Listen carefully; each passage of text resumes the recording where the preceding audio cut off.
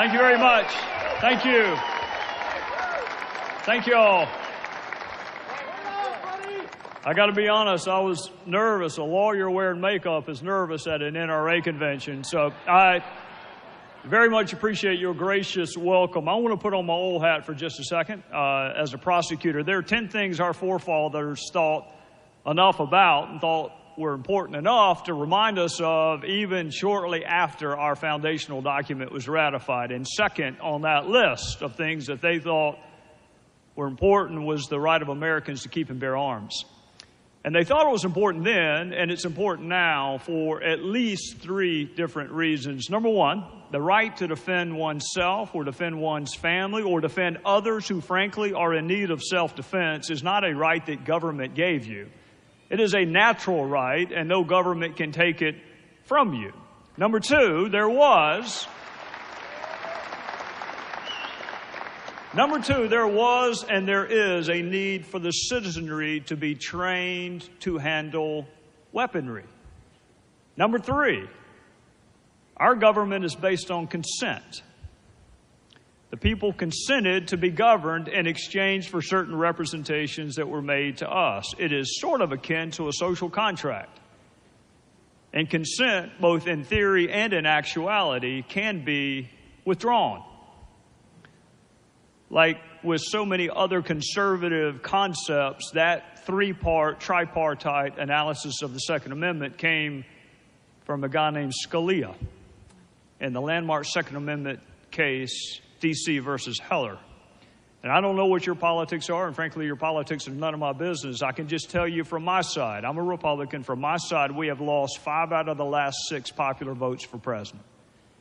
5 out of the last 6 times, our fellow citizens went into the ballot booth and pulled the curtain. They pushed the button more times than for my side than for the other side. So when you've lost 5 out of the last 6 anything, I think it is important to figure out how to persuade people that there are legal, constitutional, and practical underpinnings to our belief in the Second Amendment, but it is also important that we empower ourselves to confront the arguments made by those on the other side. So let's just start at the top. I do not need this president or any other law professor lecturing me on those who have been victimized by crime and violence. I saw it. I lived it.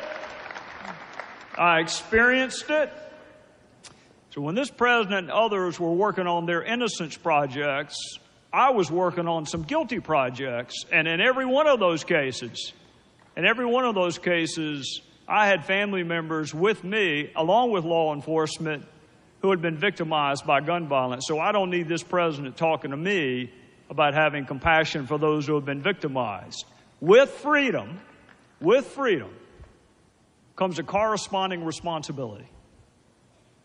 This is important because that responsibility is owed by you personally. I have a responsibility to exercise my freedom judiciously and appropriately with you. But collectively, what do we call that responsibility? This responsibility that we exercise our freedoms appropriately, what do we call that? We call it the law. Think about it. That's what the law is. We have codified that responsibility that we feel towards one another. So here, I want to ask you, how is this administration doing in the enforcement of current laws? You already know this. It's against the law currently for convicted felons to possess firearms or ammunition. So rather than register them to vote, why doesn't this administration actually prosecute those cases? Lying in the application for the purchase of a firearm, already against the law. How are they doing on the prosecution of that? Those that have been court-martialed, already against the law to possess a firearm. Those who have been adjudicated mentally ill so they do not know the difference between right and wrong. How are they doing in the prosecution of that category? Those addicted to controlled substances, already against the law for you to possess firearms or ammunition. How is this administration doing?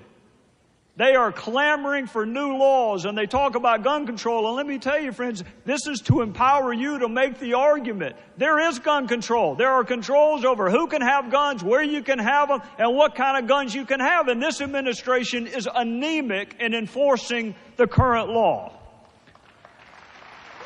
So they want to win. They want to win the debate on the Second Amendment. I want to win the war on crime. So I want to say this.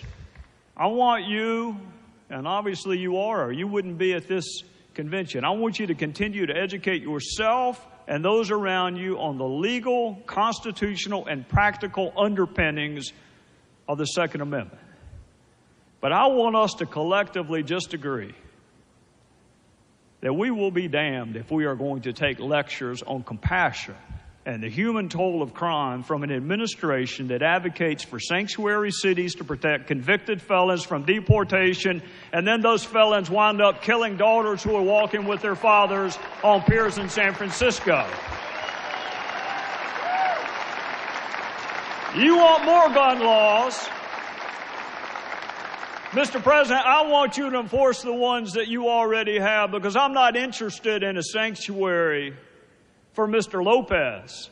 I'm interested in a sanctuary for the Kate Steinleys of the world. Thank you, and God bless you. God bless America.